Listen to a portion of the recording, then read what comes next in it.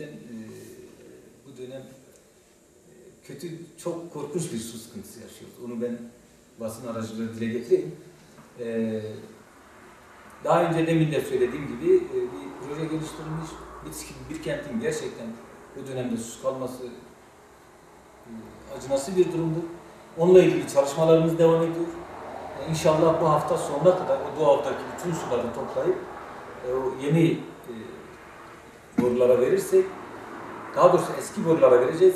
1-2 su depomuz var. Onları da rehabilite ettikten sonra yeni borulara vereceğiz. Daha sonra yeni borulara da vereceğiz. Şehir şebekesine ettikten sonra Bitlis'te inşallah bu senenin sonunda tamamen su sorunu çözeceğiz.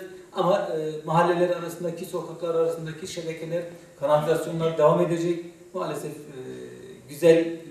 güzelliklere kavuşmak için biraz da sıkıntıya girmemiz lazım. O anlamda ben buradan Bitlis halkına varsa eksikliğimiz, varsa bir şeyimiz, o anlamda özür diliyorum. Gerçekten biz de çok isteriz. Yani bu Ramazan ayında hiçbir evimizin susuz kalmaması, hiçbir sokağımızın, hiçbir mahallemizin. Onun için önemli bir sorundur, sıkıntılı bir sorundur. İnşallah bu sıkıntıları hep birlikte el ele vererek, fedakarlıklar yaparak aşacağız.